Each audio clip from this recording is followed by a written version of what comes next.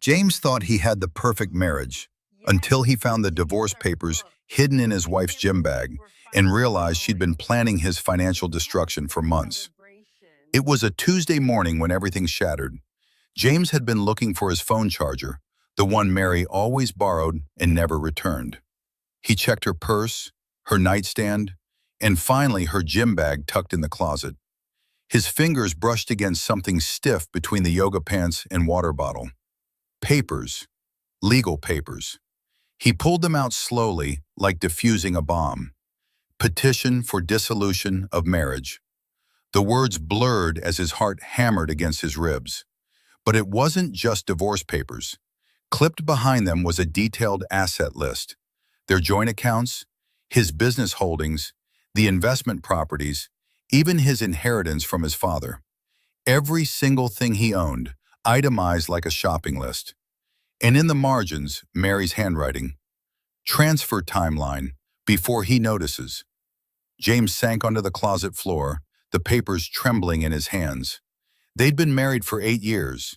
8 years of building a life together, or so he thought. He remembered their last conversation that morning, Mary kissing his cheek, asking what he wanted for dinner, reminding him about their couple's massage appointment on Saturday. All of it a performance. All of it lies. But before we continue with this beautiful story, please kindly subscribe to this channel and comment where you are watching from, and also share below, what life or relationship challenge are you facing right now, or what someone you know is going through. Don't forget to like this video as well. All these mean a lot to us. James sat there for 20 minutes, reading every word. The papers were dated 3 weeks ago. 3 weeks of her smiling at him over breakfast. 3 weeks of her curling up next to him in bed. 3 weeks of planning his destruction while pretending everything was fine. What kind of person does that? His phone buzzed. A text from Mary. Don't forget to sign those contractor forms in the study. Love you. The contractor forms. James's stomach dropped. He'd been so busy with work he'd barely glanced at them yesterday. Mary said they were for the kitchen renovation they'd been planning. He sprinted to his study, his hands shaking as he rifled through the papers on his desk. There they were, right where she'd left them. But now he read them carefully. These weren't contractor forms. They were transfer documents for their joint investment account, the one with nearly $400,000. His signature would give her sole control. The papers were designed to look boring, filled with legal jargon about property management and household expenses. If he hadn't found the divorce papers first, he would have signed without thinking. James felt ice water flood his veins. This wasn't just a divorce. This was a calculated heist. How long had she been planning this? How long had she been lying to his face? He pulled out his laptop and started digging. Their joint accounts showed nothing unusual at first glance, but when he looked closer, he saw it. Small transfers, $5,000 here, $3,000 there, always to an account he didn't recognize. Over the past 6 months, Mary had moved nearly $30,000 without him noticing. He'd been so focused on growing his construction business, working 70-hour weeks to secure their future, that he'd missed his wife systematically robbing him. His phone rang. Mary's smiling face filled the screen. James stared at it, his thumb hovering over the answer button. He could confront her right now, demand answers, ask her why. But something stopped him. If he confronted her now, she'd know he found the papers. She'd adapt, change her strategy. He'd lose whatever advantage he had. James declined the call. His mind was racing, but suddenly everything clicked into focus with crystal clarity. If Mary wanted to play games, he could play too. But he needed help. He needed someone who knew how to protect assets from a divorce. He needed a lawyer, and he needed one yesterday. Within 2 hours, James was sitting in a sleek downtown office across from Patricia Chen, one of the best divorce attorneys in the state. She was 50-something, sharp-eyed, and wore an expression that said she'd seen every dirty trick in the book. "Show me everything," Patricia said. James laid out the divorce papers, the transfer documents, the bank statements showing Mary's secret movements.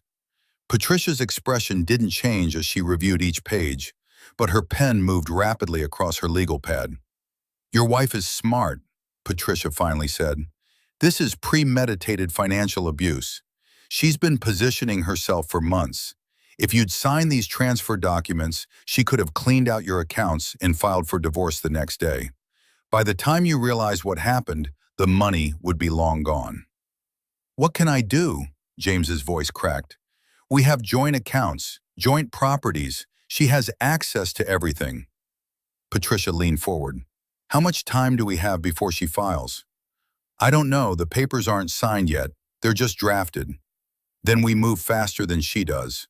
We can't stop her from filing for divorce, but we can protect your assets before she does. It's not illegal to protect what's yours, James. It's called being smart." If you're enjoying this story so far, pause and comment, "I am enjoying this story," below. Over the next week, James became a ghost in his own life. He went to work, came home, kissed Mary hello, asked about her day. Every interaction felt like swallowing broken glass, but he kept his face neutral. Meanwhile, behind the scenes, Patricia was working magic. First, they documented everything. Patricia hired a forensic accountant who uncovered the full scope of Mary's financial moves. The $30,000 was just the beginning. She'd also taken out a credit card in their joint names he didn't know about, racking up $20,000 in charges. Cash advances from their home equity line. Small loans against their investment properties. She'd been bleeding their finances dry so slowly and carefully that he'd never noticed. "She's creating debt in your name while hiding assets in hers," Patricia explained during one of their late-night strategy sessions. "When she files for divorce, she'll claim you're responsible for all this debt, while she's entitled to half of everything that's left. It's a classic financial abuse playbook." James felt sick. "I gave her access to everything because I trusted her. I thought that's what marriage was." "Marriage is trust," Patricia said quietly, "but what she's doing isn't marriage. It's fraud." They moved quickly. James opened new accounts Mary didn't know about. He transferred his business assets into a protected trust. He secured the investment properties with legal firewalls. He documented every suspicious transaction, every hidden account, every lie. And through it all, he came home every night and pretended nothing had changed. The hardest part was the intimacy. Mary still reached for him in bed, still kissed him goodbye in the mornings, still made his favorite dinners and laughed at his jokes. How could someone fake it all so perfectly? How could she touch him with the same hands that were signing documents to destroy him? One night, 2 weeks after finding the papers, Mary cuddled up next to him on the couch. They were watching some romantic comedy she'd picked. She rested her head on his shoulder, her fingers tracing patterns on his chest. "I'm so lucky to have you," she whispered. "You work so hard for us, for our future." James felt his throat close up. He wrapped his arm around her, pulled her close, and said absolutely nothing. What future was she talking about? The one where she took everything he'd worked for and left him with nothing? "James?" Mary's voice had a strange quality to it. "Are you okay? You've seemed distant lately." His heart stopped. Did she know? Had he slipped up somehow? "Just work stress," he managed. "The Henderson project is behind schedule. I'm dealing with supplier issues." Mary sat up, her eyes searching his face. For a moment, James saw something flicker there. Guilt? Fear? Calculation? Then she smiled, and it was gone. "You work too hard, baby. You need to relax more. Actually, I've been thinking, maybe we should take a trip, just the two of us, somewhere tropical, reconnect, you know?" James forced a smile. "That sounds perfect. Let me get through this project first." "Of course." Mary kissed his forehead. "I'm going to take a bath. Don't stay up too late." The moment she left the room, James grabbed his phone. A text from Patricia. "Detailed already. Everything is protected. She can't touch anything now. When you're ready to move forward, just say the word." James stared at the message. He had the power now. He could file first, catch Mary completely off guard. He could expose everything she'd done, every lie, every theft. He could destroy her the way she'd planned to destroy him. But something nagged at him, a detail he couldn't quite place. Mary's behavior had changed in subtle ways over the past few days. She was more attentive, more affectionate, and that comment about taking a trip, it felt wrong, like she was testing him somehow. James pulled up his secret monitoring app, another one of Patricia's suggestions.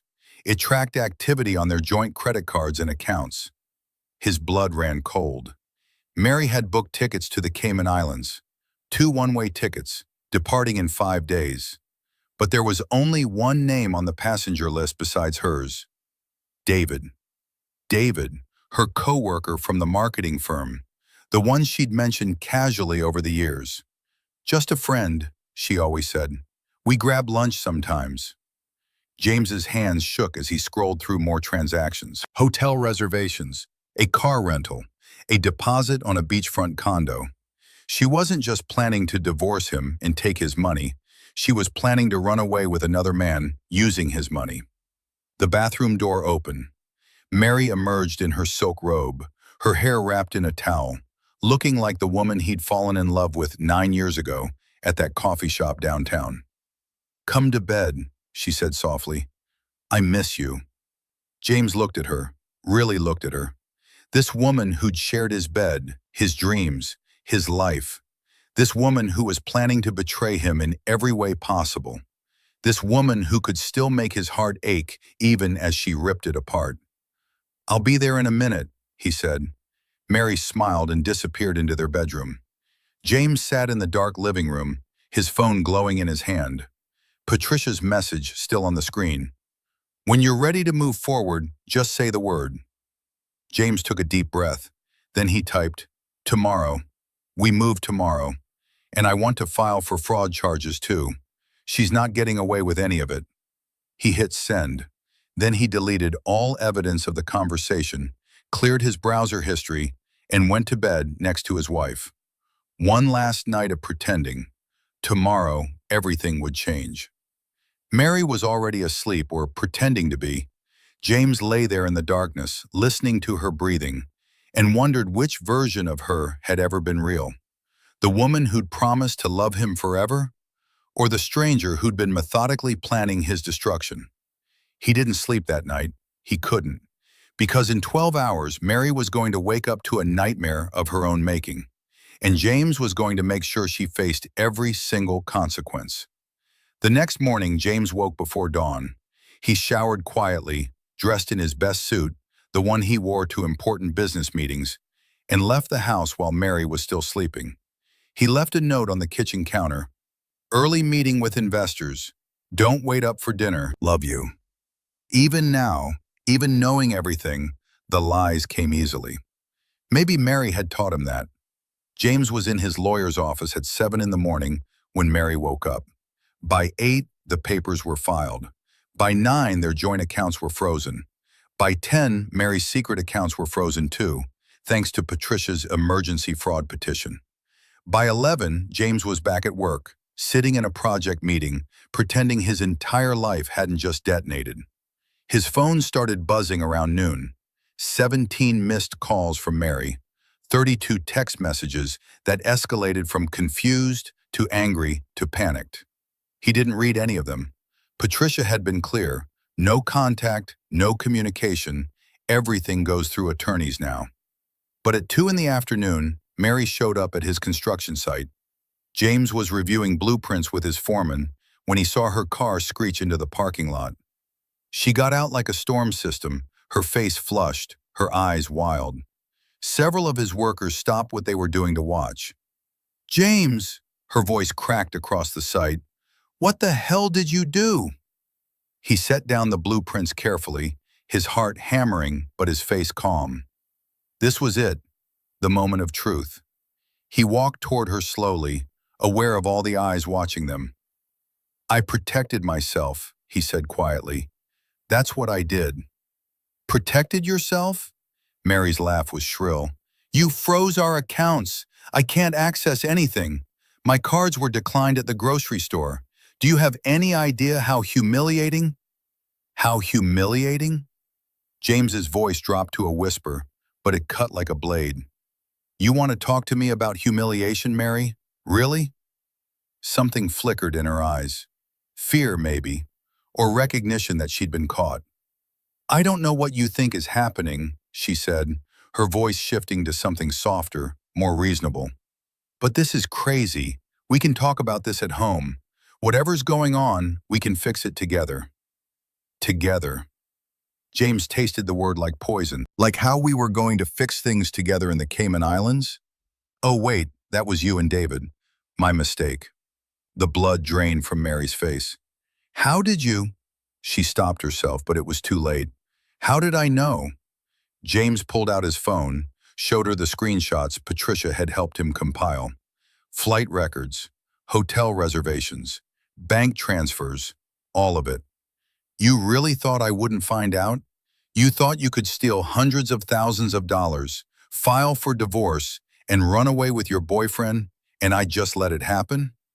If you're enjoying this story so far, pause and comment, I am enjoying this story, below. Mary's expression cycled through shock, panic, and then something harder. Something calculating. You're twisting everything. David and I are just friends. That trip it was a work conference. And those transfers were for household expenses. You were never around, James. I was managing everything alone. Household expenses to a secret account? Divorce papers you hid in your gym bag? Transfer documents you disguised as contractor forms? James's voice was shaking now. I almost signed those papers, Mary. I almost gave you everything without even knowing it. How long were you planning this? How long have you been lying to my face? Tears spilled down Mary's cheeks, and for a second, James felt his resolve waver. This was the woman he'd loved, the woman he'd built a life with. But then he remembered the cold calculation in those hidden papers, the systematic way she'd been stealing from him, the plane tickets with another man's name. I want a divorce, Mary said, her voice breaking. That part is true. We haven't been happy for years, James. You know that. You're married to your business, not to me. I wanted to make sure I'd be okay after. Is that so wrong? You weren't trying to be okay, Mary. You were trying to destroy me. There's a difference. I never tried to destroy you. Her voice rose again. I just wanted what I deserved. I supported you for years while you built that business. I gave up my own career to be there for you. That money is as much mine as it is yours. Then why did you hide it? Why the secret accounts? Why the fake documents? Why David? James stepped closer. If you wanted a fair divorce, you could have just asked. But you didn't want fair, did you? You wanted everything. Mary's tears stopped as quickly as they'd started. Her expression hardened into something James had never seen before. Something ugly and raw. You know what your problem is, James? You think you're the victim here. Poor James, working so hard, providing for his family. But you were never there, not really. You know how many nights I ate dinner alone? How many birthdays you missed because of some project? How many times I tried to talk to you about us and you were too tired, too busy, too obsessed with your precious business. So you stole from me? That was your solution to feeling neglected? I didn't steal anything. I took what I earned by putting up with you for 8 years. Mary's face was flushed with anger now, all pretense of the hurt wife evaporating. And you want to know the truth about David? Yeah, we're together. Yeah, we were leaving. Because he actually sees me, James. He actually cares about what I want, what I need. He doesn't treat me like some accessory to his success story. The words hit James like physical blows, but he forced himself to stay calm. This was the real Mary. This was who she'd been hiding behind all those smiles and kisses and performances. Then you should have just left, James said quietly. You should have asked for a divorce like an adult, but instead you tried to rob me, and now you're going to face the consequences. Consequences? Mary laughed bitterly. You froze the accounts, James. I can't even buy groceries.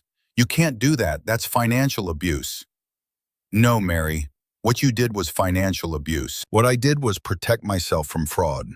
There's a legal difference, and my attorney is very clear on that. Mary's eyes narrowed. Attorney? You got an attorney? When? Right after I found your divorce papers, the ones you were planning to surprise me with. I just surprised you first. For a long moment, Mary just stared at him. Then she pulled out her phone. We'll see what my lawyer says about this. You can't freeze me out of my own money. Your money? James couldn't help the bitter laugh that escaped. Mary, I have documentation of every illegal transfer you made, every hidden account, every fraudulent transaction. You forged documents. You committed fraud. You think a judge is going to side with you? You're bluffing. Try me. Mary's hand trembled as she held her phone. I'll fight you on this, James. I'll take you for everything you have. You already tried that. It didn't work. James turned back toward his construction site. You need to leave now. You're trespassing on my work site, and from now on, all communication goes through our attorneys. This isn't over. Yeah, James said without turning around. It really is. He heard her car door slam, heard the screech of tires as she peeled out of the parking lot. His foreman, Tommy, walked over slowly. Boss, you okay? James realized his hands were shaking. I will be. That night, James sat alone in his apartment, the new place he'd rented after moving out of the house he'd shared with Mary. Patricia had advised him to leave before filing, to establish separate residence. Everything was strategic now, every move calculated, just like Mary had done to him. His phone buzzed, a message from Patricia. Her attorney reached out. They want to negotiate. She's scared, James. She knows we have her dead to rights on the fraud charges. James stared at the message. A part of him, the part that still remembered loving her, wanted to let it go, wanted to just end it cleanly and move on. But another part, the part that had been betrayed and used and nearly destroyed, wanted justice. He typed back, what are they offering? Clean split. She walks away with nothing but her personal belongings. No alimony, no asset division. In exchange, you don't press fraud charges. James laughed out loud. She steals hundreds of thousands of dollars and thinks she can just walk away? That's not all, Patricia's next message read. I did some more digging. David? He's married, 3 kids. His wife has no idea about Mary. And get this, Mary's been telling him that you were the cheater, that she was leaving an abusive marriage. She's been playing both of you. James felt the room spin. Every layer of Mary's lies just revealed more lies underneath. It was dizzying. How had he ever thought he knew this woman? Another message from Patricia. There's more. Remember those cash advances on the home equity line? Mary told the bank you approved them. She forged your signature. That's felony fraud, James. We're talking serious prison time if we pursue this. Prison. The word hung in the air. James imagined Mary in an orange jumpsuit, her perfect manicure ruined, her designer clothes gone. The woman who'd shared his bed for 8 years locked in a cell. His phone rang. Patricia's name on the screen. Don't answer yet, she said when he picked up. Just listen. You have all the power here. She can't touch your business, can't touch your assets. The prenup she tried to say was invalid? It's rock solid. She's going to walk away from this marriage with nothing. But the criminal charges? That's your call. I can file them tomorrow, or I can use them as leverage to make sure she never bothers you again. What do you want? James closed his eyes. What did he want? He wanted his 8 years back. He wanted the woman he'd married to have been real. He wanted to not feel this crushing weight of betrayal every time he breathed. I want the truth, he said finally. I want to know when it started, when she decided I was just a bank account to her, when David came into the picture. I want to know when my marriage actually ended, because clearly it was long before I found those papers. James, Patricia's voice was gentle. Does that really matter?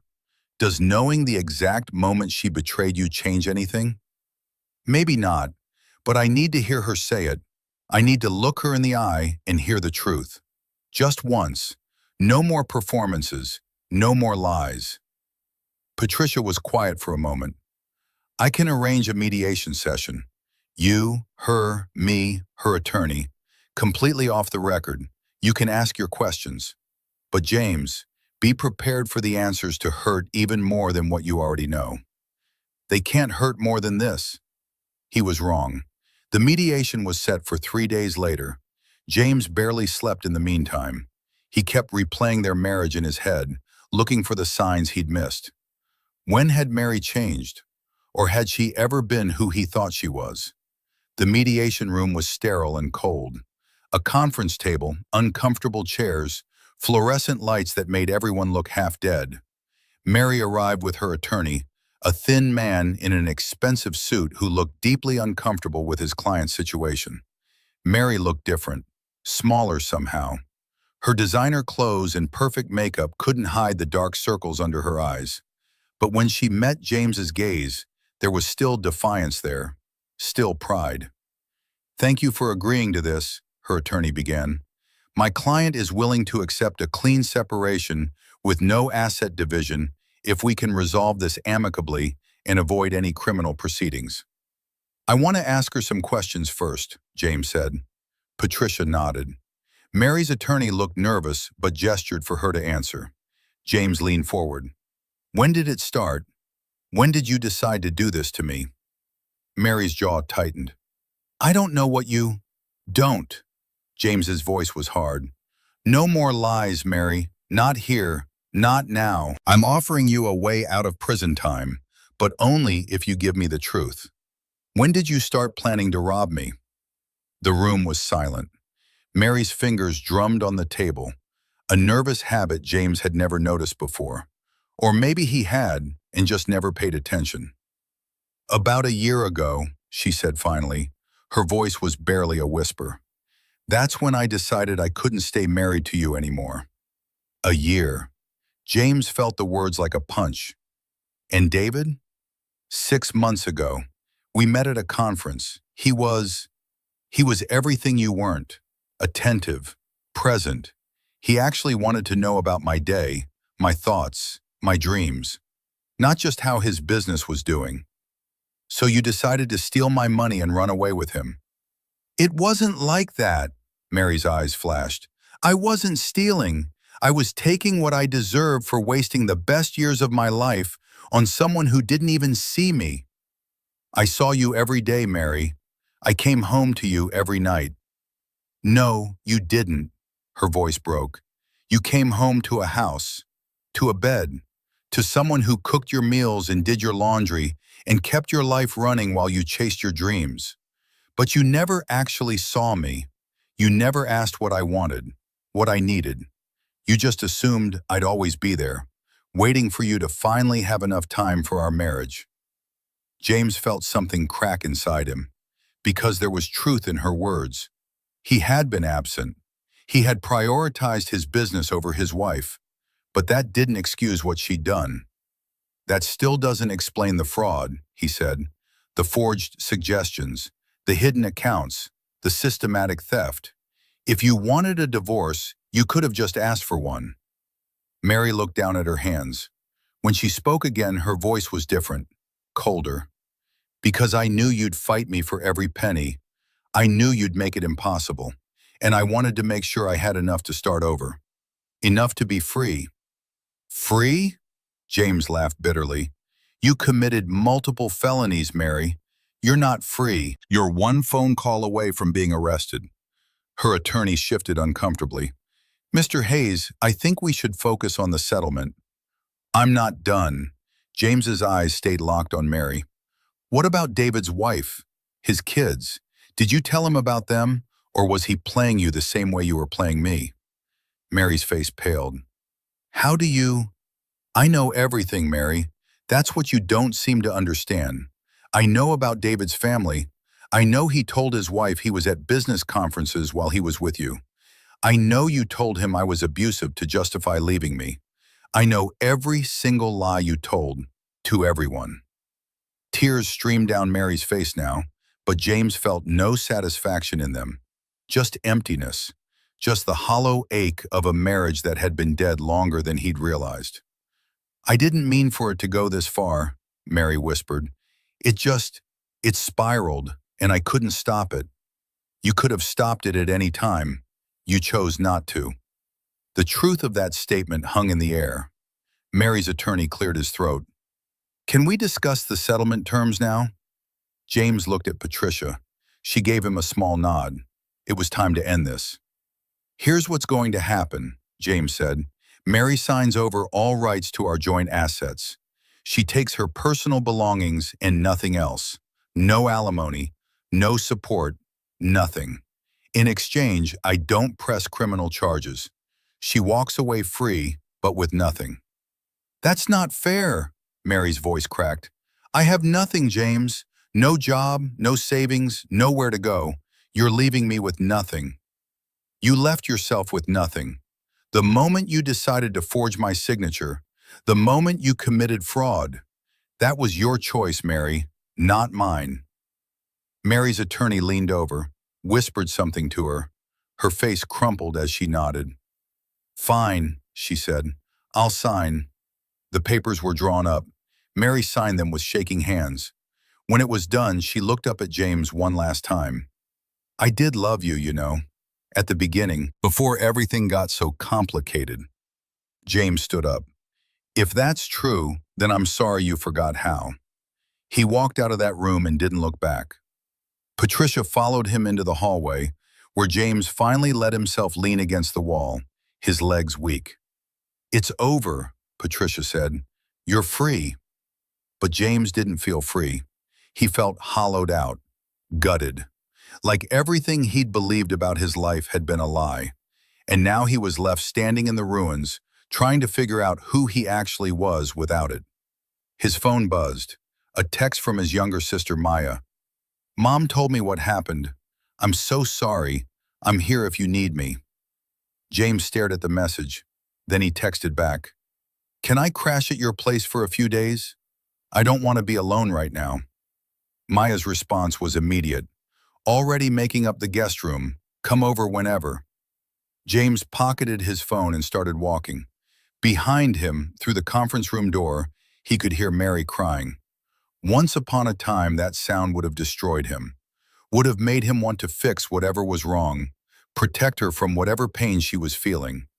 Now it was just noise, just the sound of someone else's consequences catching up with them. He'd done what he came here to do. He'd gotten his answers. He'd protected himself from complete destruction. He'd even walked away with his business and his assets intact. So why did it feel like he'd lost everything anyway? 3 months later, James was sitting in Maya's backyard, watching his nephew's 6th birthday party when he saw her. Not Mary. He'd blocked her number, changed all his routines, rebuilt his life specifically to never have to see her again. No, this was someone different, someone new. She was Maya's friend from her book club, tall, dark-haired, with an easy laugh that carried across the yard. Her name was Rebecca, and she was helping Maya carry out the birthday cake, singing off-key and making James's nephew giggle. "Stop staring," Maya said, sitting down next to him. "You're being obvious." James felt his face heat up. "I wasn't." "You were." Maya smiled, but it was gentle. "It's okay to notice someone, you know. The divorce is final. You're allowed to move forward." "It's too soon." "Says who? You've been living in my guest room for 3 months, James. You've rebuilt your business, started therapy, worked through your anger. At some point, you have to start living again instead of just surviving." James watched Rebecca help his nephew blow out the candles, watched how naturally she connected with the kids, how easy she made everything seem. It had been so long since anything felt easy. "I don't know if I can trust anyone again," he admitted quietly. "How do I know I won't miss the signs again? How do I know someone isn't just performing for me while planning to destroy me behind my back?" Maya squeezed his shoulder. "You don't. That's the scary part. But James, you can't let Mary steal your future along with everything else she took. That's letting her win." Before James could respond, Rebecca walked over. Up close, she had kind eyes and a genuine smile that made something in his chest loosen just slightly. "You must be the famous James," she said, holding out her hand. "Maya talks about you constantly, the brilliant builder who's too stubborn to accept help from anyone." James laughed despite himself. "That sounds about right. Well, I run a nonprofit that builds affordable housing. We're always looking for contractors who give a damn about the work and not just the profit margin. Maya suggested I talk to you, if you're interested." It was business. Just business. Nothing scary about that. James found himself nodding. "I'd like that. Actually, I've been thinking about doing more community-focused work, getting back to why I started building in the first place." Rebecca's smile widened. "Perfect. How about we grab coffee sometime next week? I can show you what we're working on, see if it's a fit." Coffee would be good. After she walked away to help with cleanup, Maya elbowed him. "See? That wasn't so hard." But James's heart was pounding. Because it was hard. Every part of him wanted to retreat, to protect himself, to never risk feeling that kind of pain again. But Maya was right. He couldn't let Mary's betrayal define the rest of his life. Over the next few weeks, James met Rebecca for coffee, then lunch, then dinner. They talked about buildings and blueprints, about her nonprofit and his business. It was easy and comfortable and terrifyingly new all at once. One evening, after reviewing plans for a community housing project, Rebecca set down her coffee cup and looked at him seriously. "Can I ask you something personal?" James tensed. "Sure." "Maya told me a little about your divorce. Not details, just that it was really bad. And I've noticed you flinch every time I mention anything about trust or partnership or future plans. So I guess my question is, are you actually ready for this? Because I really like you, James, but I'm not interested in being someone's practice run while they figure out if they can trust again." The honesty hit James like cold water. He could lie, could say he was fine, totally over it, ready to move forward. But Rebecca deserved better than that, and maybe so did he. "I don't know if I'm ready," he said honestly. "My ex-wife spent a year systematically planning to destroy me financially while pretending everything was fine. She forged my signature, stole money, had a whole secret life I knew nothing about. And the worst part is that I missed all the signs. I was so focused on building my business that I didn't see my marriage falling apart.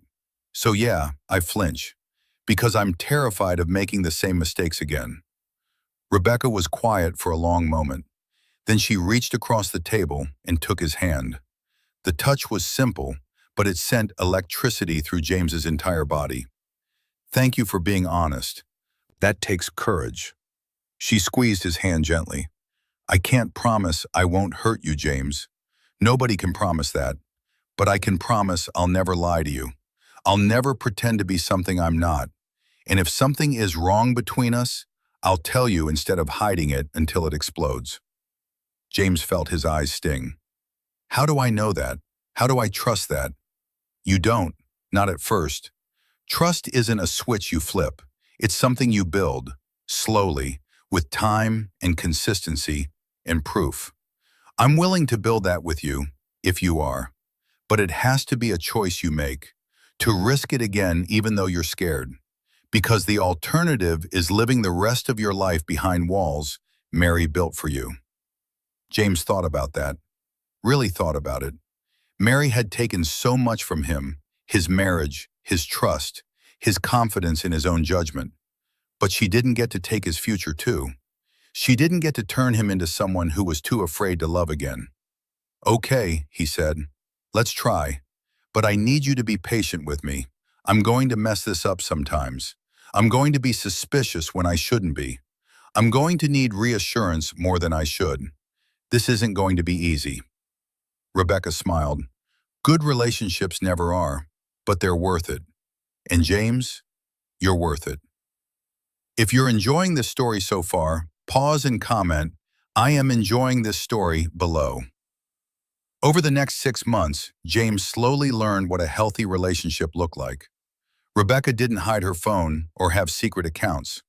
When she said she was working late, James could stop by and see her actually working. When she was upset about something, she talked about it instead of letting it fester. When James struggled with trust issues, she didn't get defensive. She talked him through it, showed him proof when he needed it, and never made him feel crazy for being cautious. It was different than anything he'd had with Mary. Quieter, more honest, less performance and more partnership. And slowly, James felt the walls around his heart start to crumble. There were hard days too. Days when James would catch himself watching Rebecca's face for signs of deception. Days when he'd check their bank statements obsessively, looking for transfers that weren't there. Days when the trauma of what Mary had done would crash over him like a wave, leaving him gasping and afraid. But Rebecca never wavered. She gave him space when he needed it. She provided reassurance when he asked for it. She never made him feel like his fears were unreasonable, even when they were. And most importantly, she kept showing up, day after day, proving through her actions that not everyone was like Mary. James's therapist, Dr. Martinez, had warned him this would be the hardest part. Healing isn't linear, she'd said during one of their sessions. You'll have good days and bad days.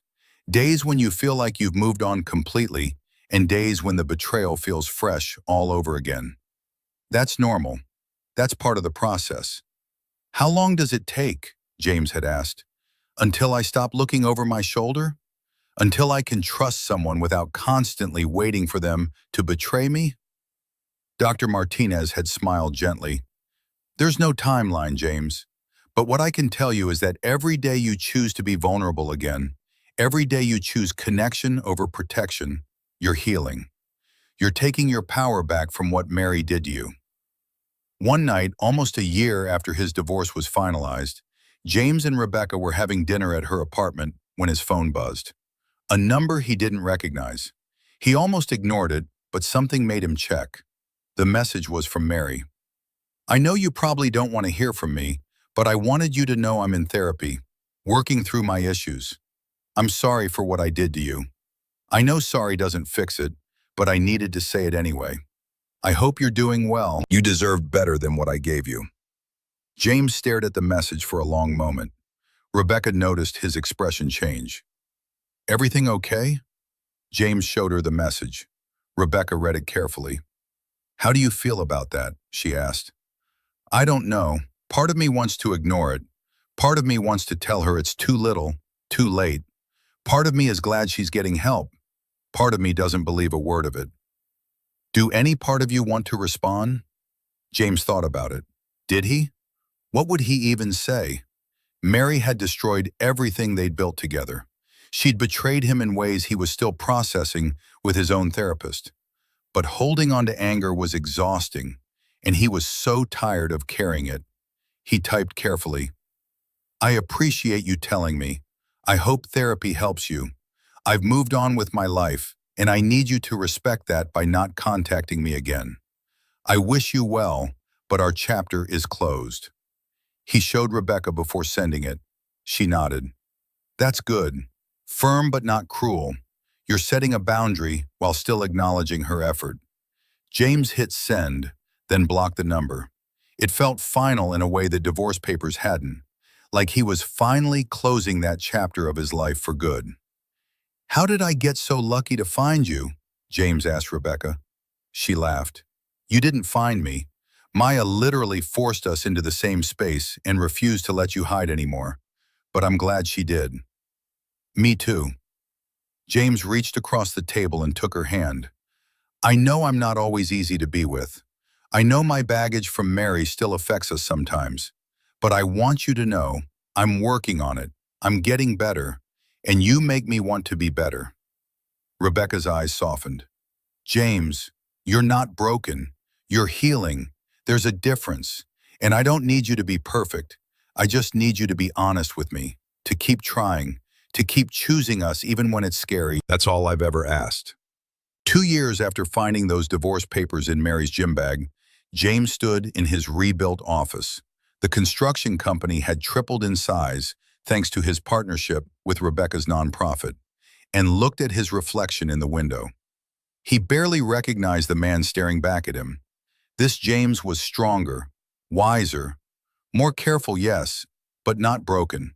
He'd survived the worst betrayal he could imagine and come out the other side. He'd protected himself, gotten justice, and learned to trust again. He'd built something new from the ruins of his old life. His phone buzzed. A text from Rebecca. "Dinner tonight? I have something important I want to ask you." James smiled. There was a time when a message like that would have filled him with anxiety. What did she want to ask? Was something wrong? Was she leaving? But now he just felt curiosity and anticipation. Because Rebecca had proven herself over 2 years of honesty and consistency. She'd earned his trust the hard way, through time and truth, and never once making him regret taking the risk. He texted back, "Can't wait. I love you." 3 little words that had once felt like a trap. Now they felt like freedom. James thought about Mary sometimes, wondered how she was doing, if therapy had helped, if she'd ever really understood what she'd done. But mostly he didn't think about her at all. She was a chapter in his story, not the whole book. The real story, the important one, was what he was building now. Not just buildings and businesses, but a life. A real life, with real trust, and real love that didn't require performance or pretense. Patricia had called him a few months back, asked how he was doing. "You know what the best revenge is?" she'd said.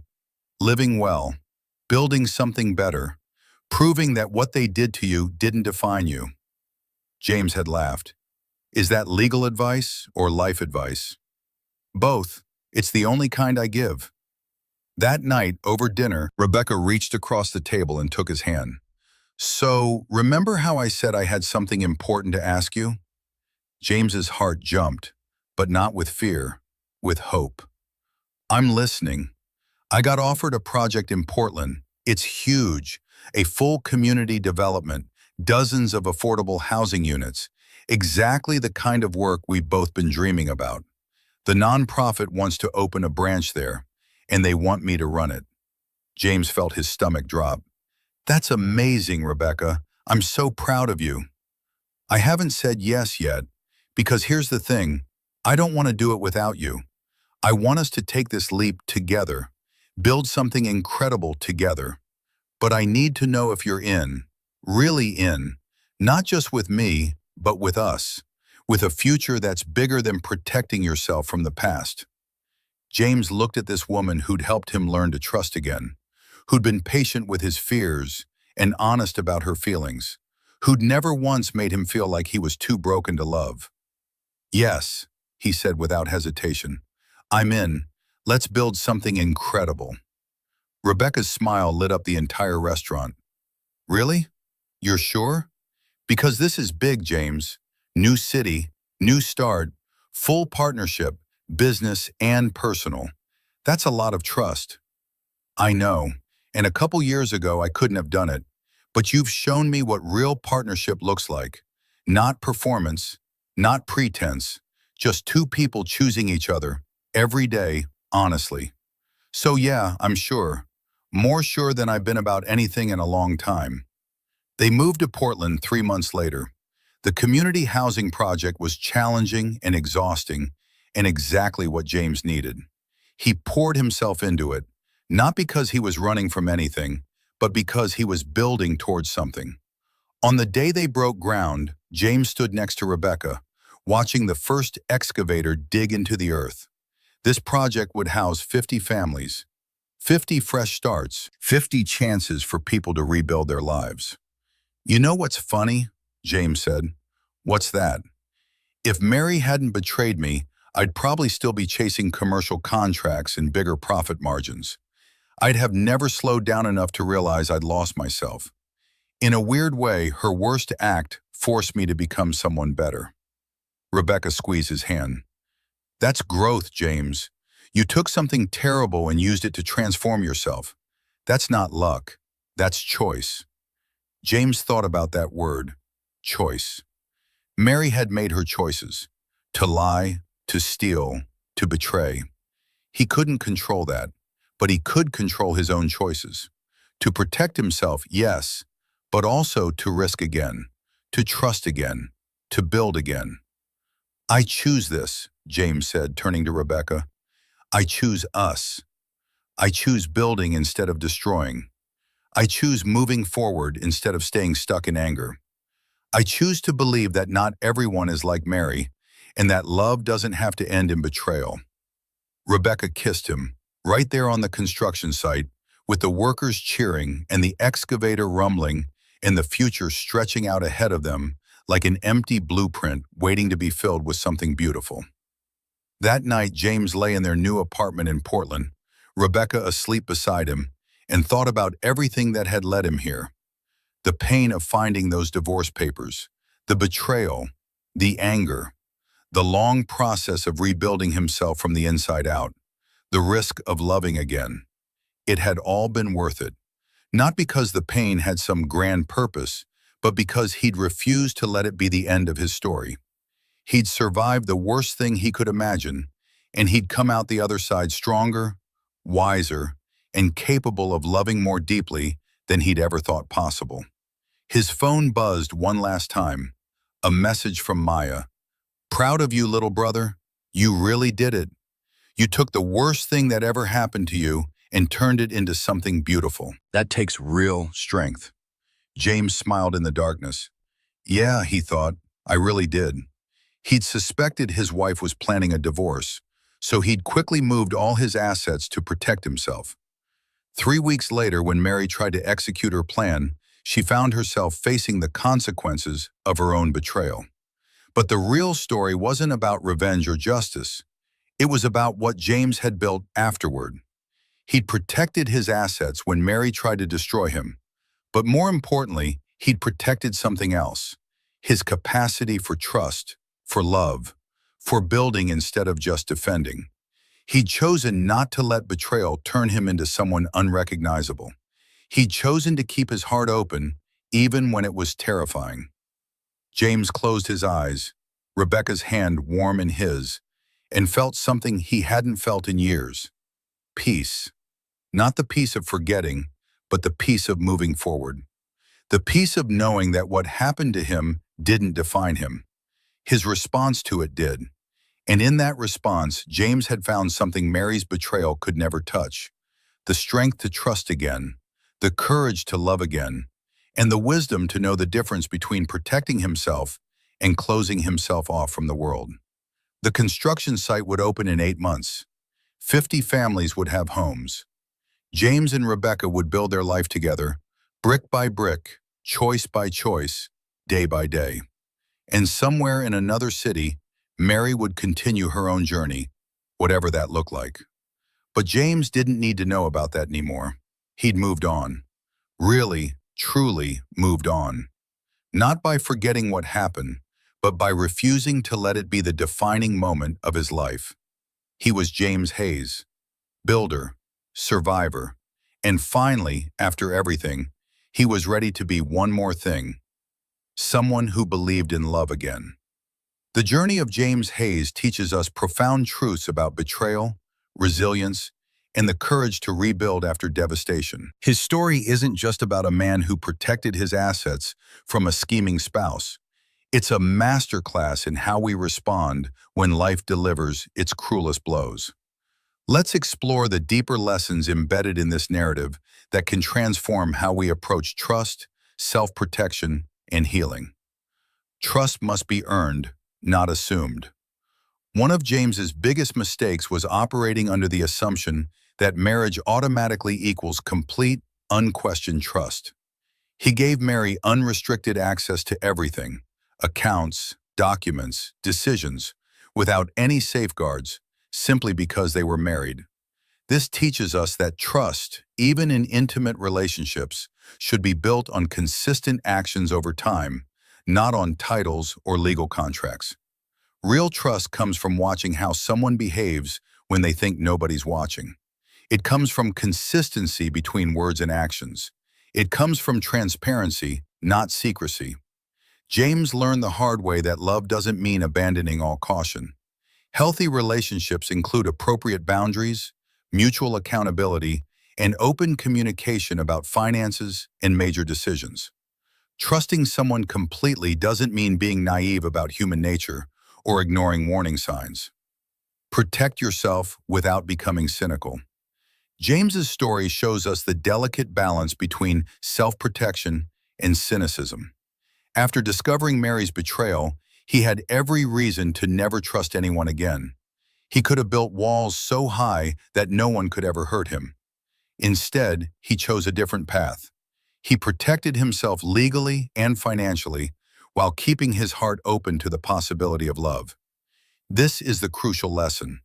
Protecting yourself doesn't mean shutting yourself off from the world. It means being wise, setting boundaries, doing your due diligence, and watching for red flags, but still choosing vulnerability with people who prove themselves trustworthy. James didn't let Mary's betrayal turn him into a bitter, suspicious person. He went to therapy, processed his pain, and slowly learned to trust again with Rebecca, who consistently demonstrated honesty and transparency. The key is discernment, not blanket distrust. Some people will betray you, others won't. Your job is to be wise enough to tell the difference and brave enough to risk connection with those who earn it. Betrayal reveals character, both theirs and yours. How we respond to betrayal says everything about who we are. Mary's actions revealed her true character: selfish, calculating, dishonest. But James's response revealed his character too. He didn't seek revenge. He didn't destroy Mary just because he could. He protected himself, yes, and ensured she faced legal consequences for fraud, but he didn't pursue criminal charges that would have sent her to prison. This teaches us that when someone betrays us, we face a choice. Do we become like them, or do we respond from our own values? James chose justice over vengeance, protection over destruction. He took the high road not because Mary deserved it, but because he deserved to be the kind of person who doesn't lower himself to match someone else's moral level. Your response to betrayal doesn't change what happened, but it absolutely changes who you become afterward. Choose wisely, because you'll have to live with the person you decide to be. Don't ignore your intuition. Looking back, James realized there were signs: Mary's emotional distance, her secretiveness, the way she'd changed subtly over time. He'd been so focused on his business that he'd ignored these signals. This teaches us a vital lesson about intuition. That nagging feeling that something's wrong usually exists for a reason. We live in a world that often tells us to ignore our gut feelings, to give people the benefit of the doubt, to not be paranoid. But there's a difference between paranoia and intuition.